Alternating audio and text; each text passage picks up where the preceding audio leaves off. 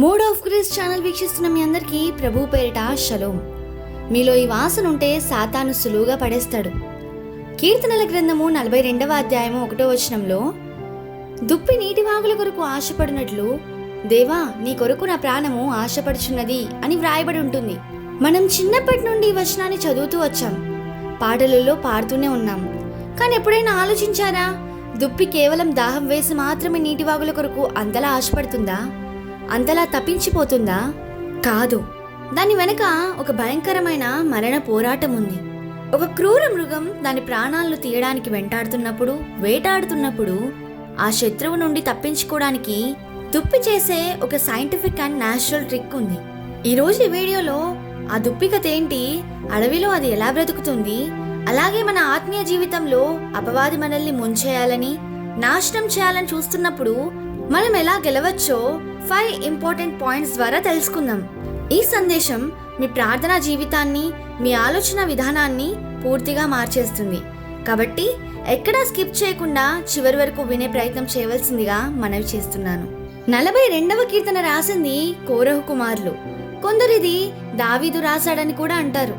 దావీదు అరణ్యంలో శత్రువుల చేత తరమబడుతూ దేవుని మందిరానికి దూరమై ప్రాణభయంతో ఉన్నప్పుడు రాసిన మాటలివి అని అంటారు.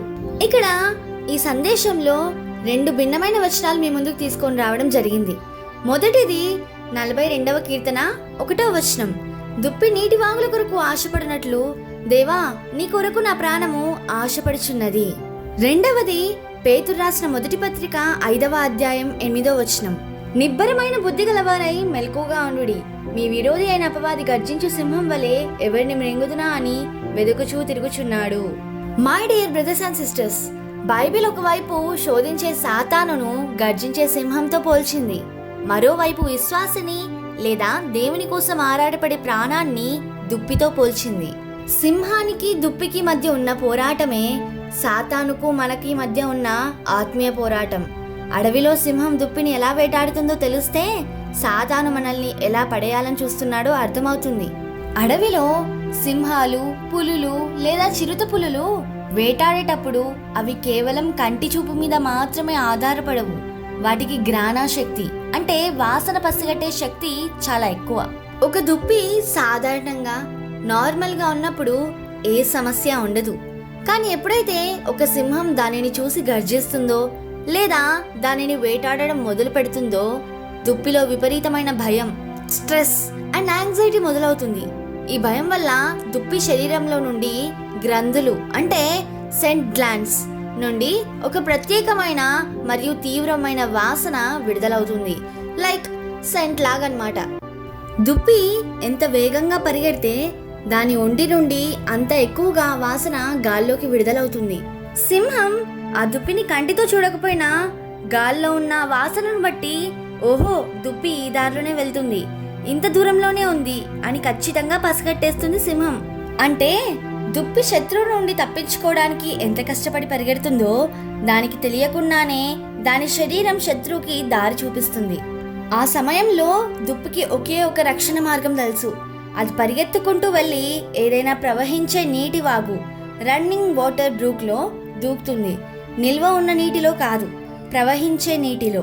అలా దూకినప్పుడు ఆ నీటి ప్రవాహం దుప్పి ఒంటి మీద ఉన్న ఆ భయంతో వచ్చిన భయపు వాసనను పూర్తిగా కడిగేస్తుంది. ఎప్పుడైతే వాసన ఆగిపోతుందో సింహం కన్ఫ్యూజ్ అయిపోతుంది. వాసన దొరకక, దారి తెలియక వెనుతిరుగుతుంది. అలా దుప్పి ప్రాణాలతో బయటపడుతుంది. My dear brothers and sisters, మనలో చాలా మంది అంటారు, నేను ప్రార్థన చేస్తున్నాను, బైబిల్ చదువుతున్నాను, మానక మందిరానికి వెళ్తున్నాను, అయినా సాతాన్ నన్ను ఎందుకు టార్గెట్ చేస్తున్నాడు, నాకే ఎందుకు ఇన్ని శోధనలు వస్తున్నాయని. కారణం ఏంటో తెలుసా? దుప్పిలాగే మనలో కూడా ఒక వాసన ఉంటుంది. అది మన బలహీనతలు లేదా పాపపు స్వభావం.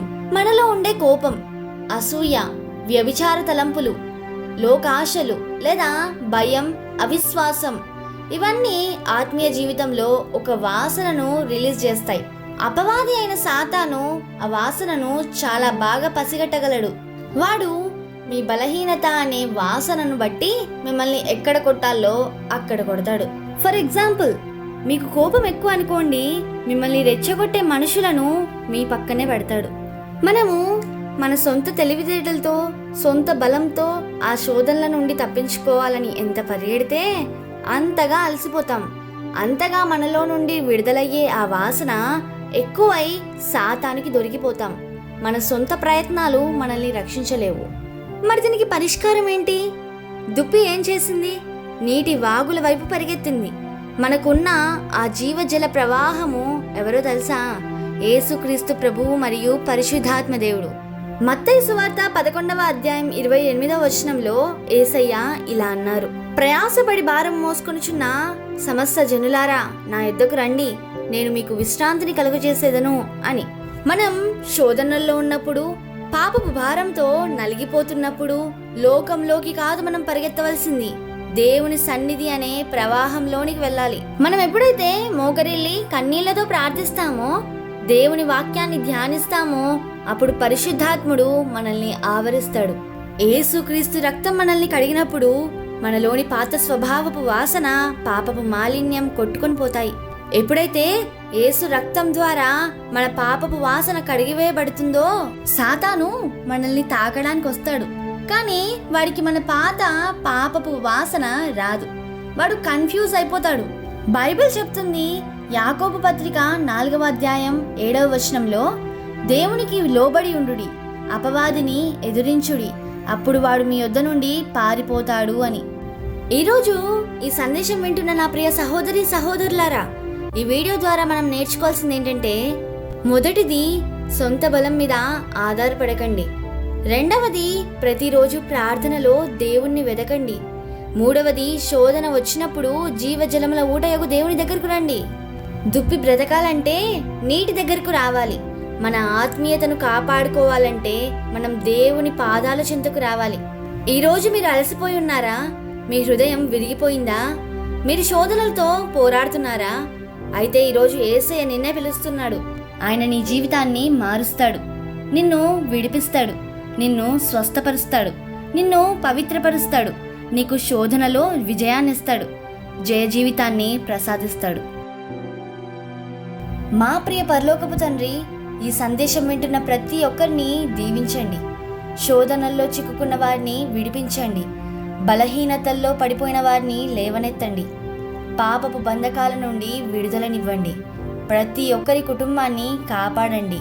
ప్రతి యవనస్తునికి యవనస్తురాలికి పరిశుద్ధ జీవితాన్ని ప్రసాదించండి. ప్రతి హృదయాన్ని నీ జీవజలములతో నింపండి. ప్రతి ఒక్కరికి ఆత్మీయ జీవితాన్ని ఇవ్వండి. ప్రతి ఒక్కరిని ఆశీర్వదించండి. ఆశీర్వాదానికి కారకులిగా ప్రతి ఒక్కరిని మలచండి. సాతానుపై, పాపముపై, లోకముపై విజయాన్నివ్వండి. యేసుక్రీస్తు అతి పరిశుద్ధ నామంలో ప్రార్థించి అడిగి వేడుకుంటున్నాం మా పరమ తండ్రి, ఆమేన్. దేవుడు మిమ్మల్ని సమృద్ధిగా దీవించి ఆశీర్వదించునుగాక. ఆమేన్.